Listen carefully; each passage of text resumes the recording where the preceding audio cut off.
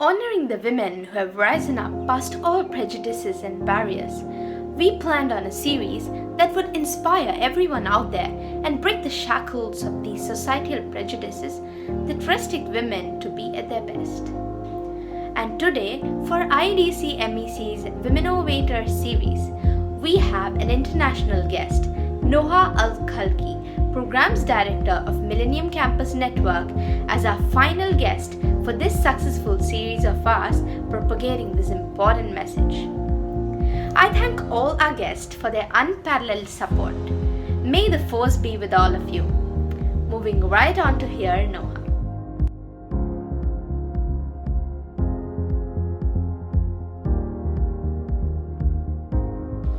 Hi everybody, this is Noha Al Khalqi, Programs Director at Millennium Campus Network, MCN for short, which is a nonprofit based in Boston, Massachusetts, in the United States. I'm excited to be participating with you in the Women Innovator and Entrepreneur series and answer a few of the questions that you had for me. So without further ado, let's get started. So question 1 says, what gets you out of bed every morning? This is a great question. What gets me out of bed every morning is the passion and drive that I have for the work that I do. This is something that I've been interested in doing ever since I started university and explored career paths, and to be able to do what I've always been passionate about and interested in developing myself in is what gets me excited every morning. And then, working with students around the world and being able to be part of their journeys in social impact and getting the resources and skills to develop their communities and participate in being active members of their communities is something that I find a lot of joy in and excitement out of. And then the other thing on a more practical level is the nature of the work that I do, which is a lot of different smaller projects, which keeps my work and day interesting. And this is something that I've learned as I tried many different ways of working. Being in an environment where I'm able to do more than one thing and more than one project keeps me motivated and keeps me excited for the next thing that I would be working on. And so these two things combined really makes me enjoy the work that I do and look forward to it every single day. So for question 2, what was your inspiration to work for the youth of the world?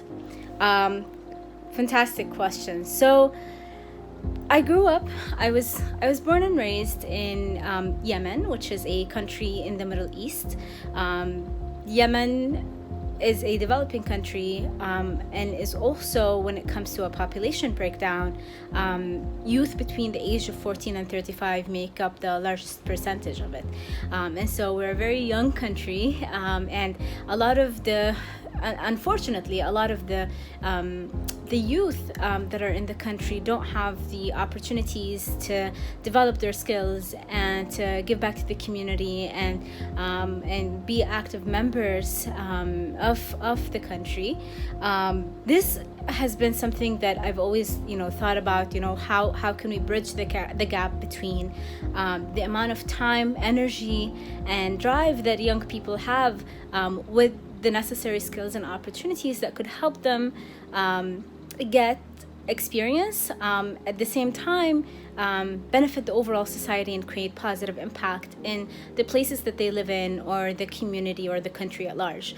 And so this one question is something that has driven my work on an academic level, studying and completing my bachelor's and master's, but also in my work today, because this one question that I had about my own country really stemmed to many different countries that face the same issue with young people making up a very large percentage of the country, but also not having the toolkit or the resources or the opportunities to explore ways of contributing to their communities, to get involved with organizations or create their own initiatives to solve for issues that they see on a daily basis.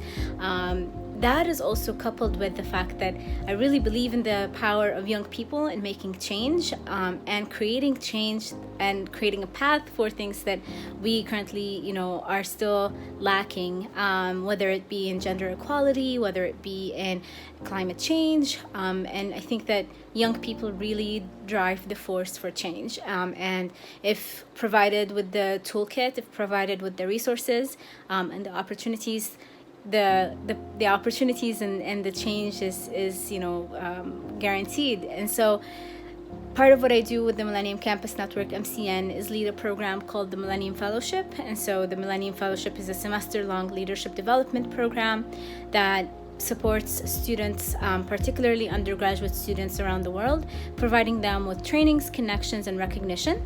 And it is presented in partnership with the United Nations Academic Impact.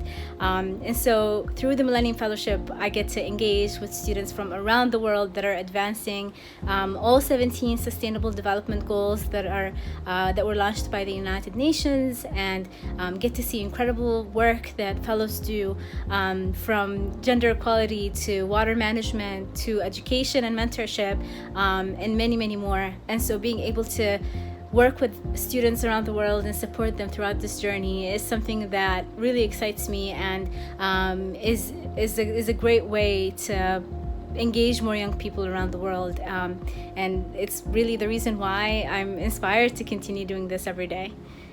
Question number 3. What pushed you to do a BBA, or a Bachelor's in Business Administration?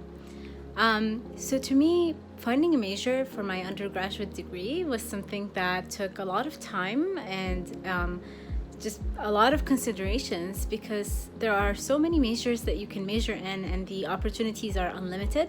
And I didn't have something since I was a kid that I was really passionate about. I remember the one thing that I kept answering whenever I was trying to ask myself what am I really passionate about was, I want to do something that helps people. And to that, there were so many different answers. You could be a doctor, you could be a lawyer, you could be a social worker, a psychologist. And so there are many different ways that you can make impact and make change and help others. And I didn't quite find a specific thing that I was so focused on or really wanted to work with.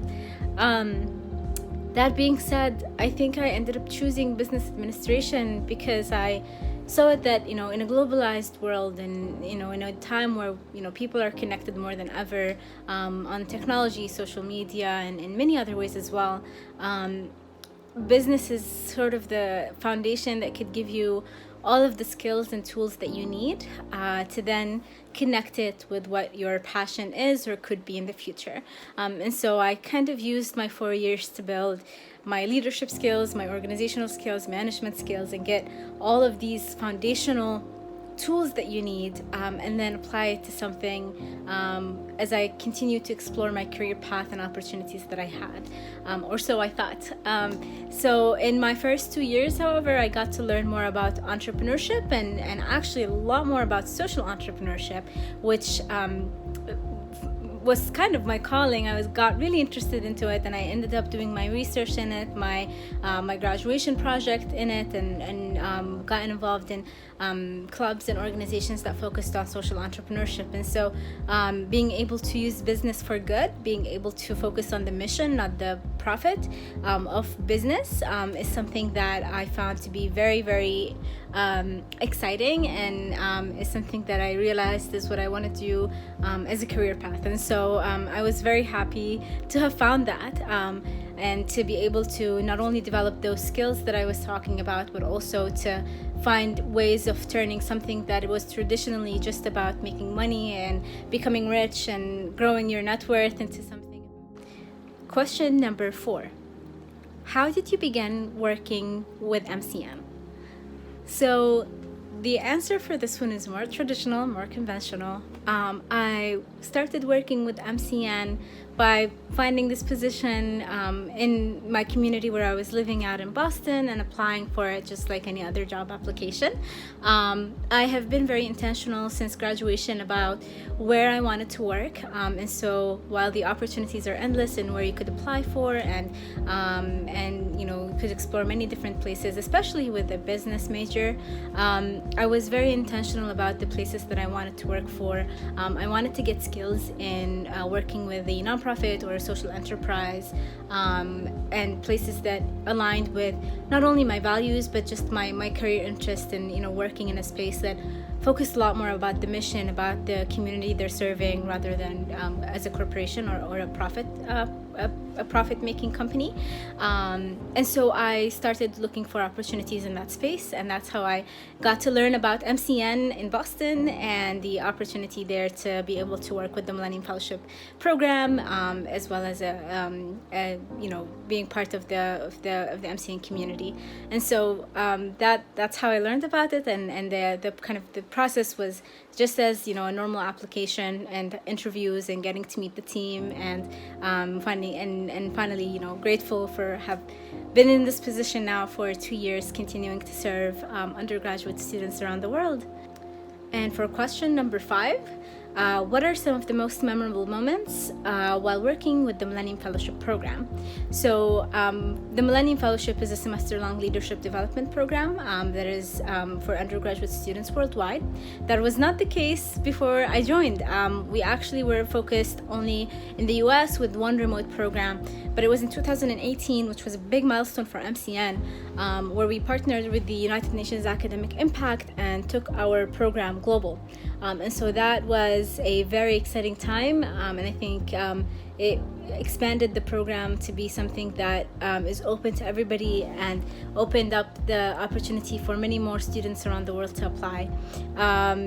The most memorable moment for me has to be the graduation of the first global community of Millennium Fellows in 2018, because that showed us the power of the community, getting to see more than 30 universities show up in one space at one time to celebrate the accomplishments that they've made over the course of the semester, and the projects that they worked on and the trainings that they've completed was something that was very special. The energy, the vibe that came from these meetings and the convening during that hour was just incredible, and showed everybody the power of the community, because every day we get to work, a lot of us get to work alone and get to do the work that we care about without seeing that community, but the power of community really matters, and helped us realize that even though I do work alone on most of the days, I know that there's a community that I can always reach out to for help and for support and encouragement throughout my journey in social impact. And so I have to say that was one of the most memorable times that I've experienced with the Millennium Fellowship program. Currently, I'm really enjoying getting to announce the class of 2020 and being able to meet the new students of this year, where we have over 80 campuses that are participating from 20 countries around the world. So it's a very exciting time, and usually the launch of the fellowship program every year is more and more exciting. And so I have to say, these are always moments that I will remember and cherish during my time with MCN and after. All right, question number 6. Did you have someone as a role model growing up? I have to say that my mother was the role model that I've seen growing up, and I was always inspired by the work that she was working on in Yemen, working with development agencies including UNICEF and UNFPA, and getting to see the impact that this work has on people that really need it is something that I think instilled in me the value of giving back to communities, of development, of the importance of being active in your community. And it is now what shaped me to be who I am. And so I think largely getting to see that from my parents, from my mother, is something that is a big contributor to who I am today, and I'm very grateful for that. All right, question number 8.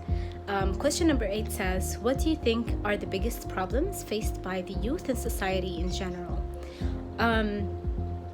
So every community has its own challenges and struggles and problems that they face on a community basis, and so it's hard to think about biggest problems that face people in different parts of the world. However, there are common factors in all around the world that we need to be thinking of. Climate change is one. The state of the world when it comes to where we are with the environment and how we're taking care of our environment is something that is affecting every single person, young, small, and large, and it's affecting future generations as well.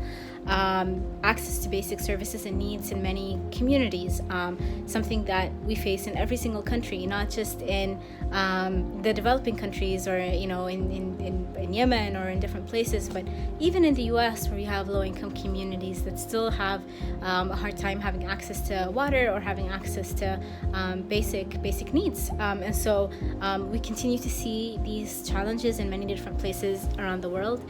For youth in particular, I think that getting access to opportunities and getting a platform or a space to be able to learn and grow and develop their skills and gain experience, I personally think is something that is still there's still a gap between that, between the amount of young people that there are around the world and the number of opportunities that they have access to. And so I think that this is something that is an issue, because there can be so much more that could be done if there is the right amount of resources provided and provided for young people around the world. So I think I will use this question to also share and kind of give you a call of action to find opportunities that relate to what you care about. What issues do you care about and how can you contribute it? And I think part of the solution for these issues or problems, whether it be general problems like climate change and quality education, or things about access to opportunities for youth, I think that young people have to be part of the solution and have to innovate to create these opportunities for themselves, because that's the only way that we can really progress. And when you don't have opportunities, you need to create them. And so I would really encourage everybody to find ways where they can add value to the communities that they live in, whether it be through volunteering and communicating and reaching out to organizations to add value, or finding opportunities like the Millennium Fellowship to gain skills and resources and find new ways of thinking about social impact and how you can embed that to your major, to your career path, or during your social activities in campus.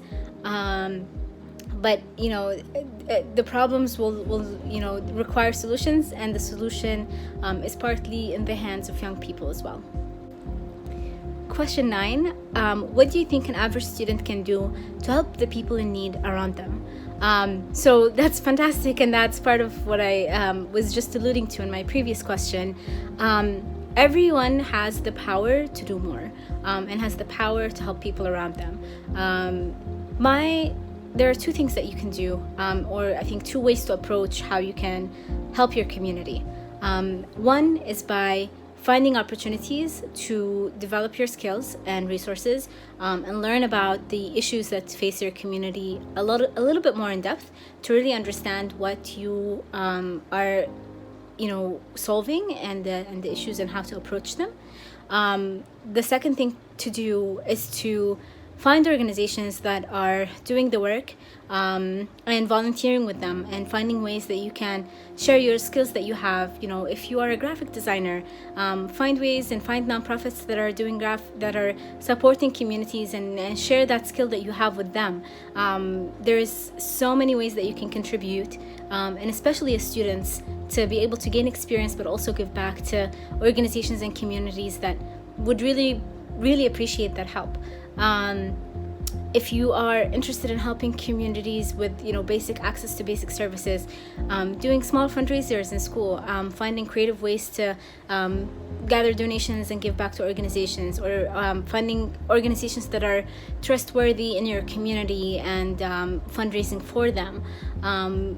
Whatever issue that you care about, and it is important that it's something that you care about and that it's something that you understand very well, to then find who is working on this issue, how can I give the skills that I have and the tools that I have and share that with them.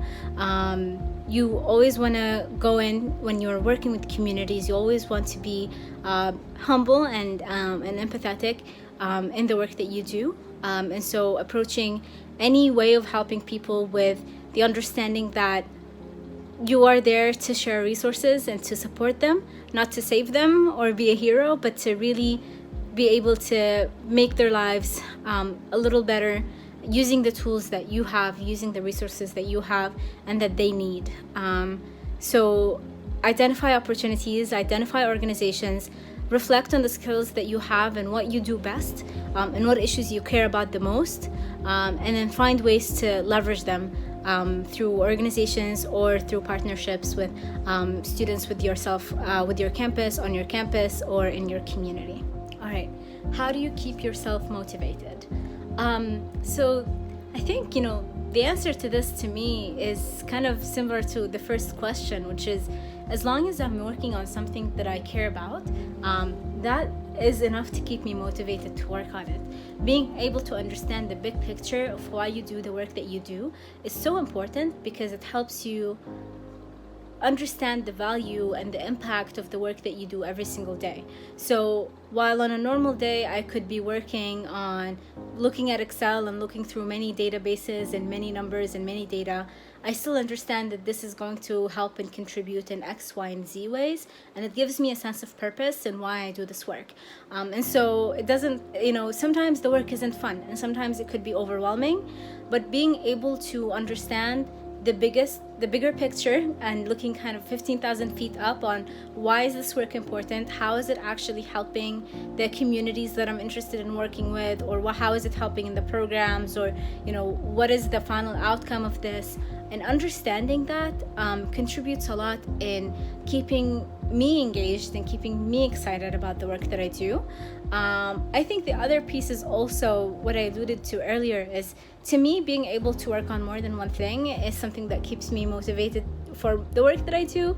I find myself to be very excited about working on different projects, being able to contribute in more than one ways, thinking about ways of making the program better, making the work that we do more relevant to fellows and meeting them where they are.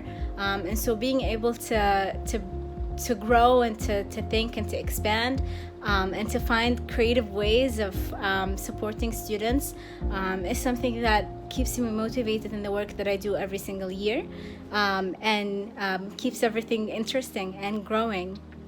All right, question number 11 says, what are your future plans?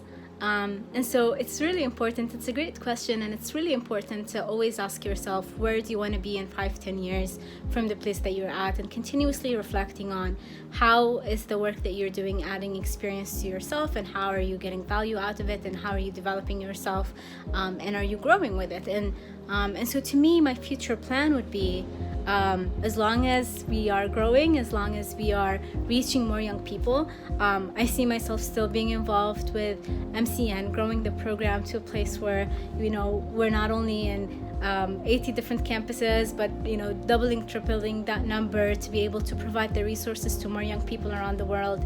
And so I see myself in a place where we can expand and reach more young people, and continue to find ways of supporting them.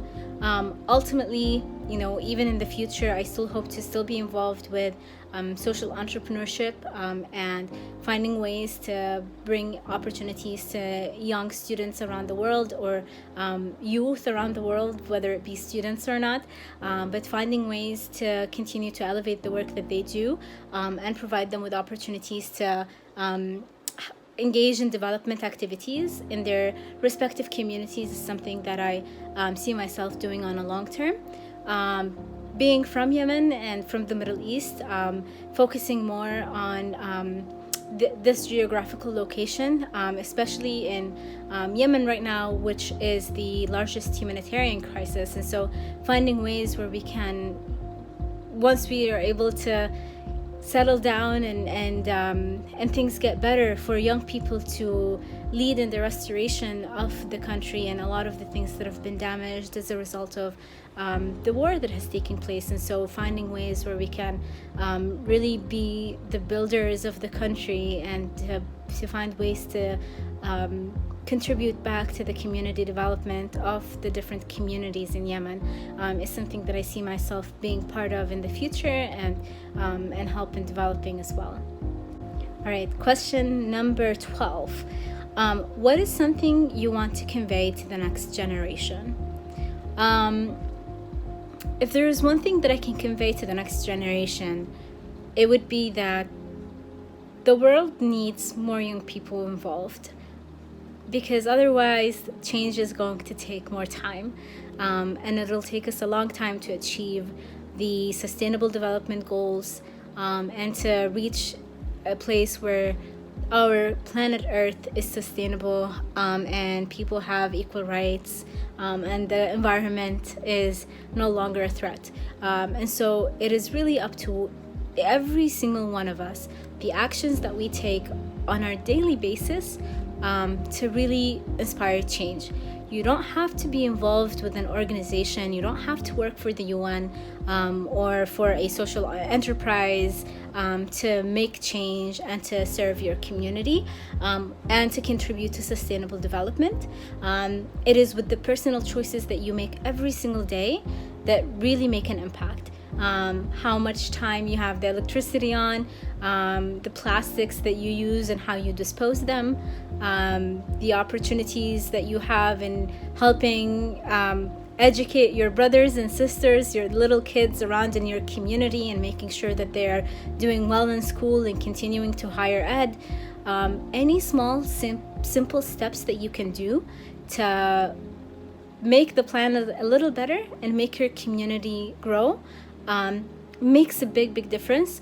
Not only the fact that by, for example, disposing plastics correctly or reducing the amount of plastics and transitioning into things that are, for example, biodegradable are good, but you also serve as an inspiration for more people to do this. And so, you know, your actions and the way that you carry yourself, the way that you live your life is also how a lot of people can get inspired, and these actions by themselves have an impact, but whether they're alone or through, you know, the inspiration that leads to more people doing the same thing. And so at minimum level, be very intentional about how you live your life and the decisions that you do and the way that you think, and learn more about, you know, how can I find ways to, you know, contribute to sustainable development on an individual level. You don't have to be involved in bigger things, although if you do, that would be amazing, and you would have more impact. But it is just as impactful being able to contribute and think of ways and being intentional about how you live your life and the decisions that you make on a daily basis. So that would be my one advice to the next generation.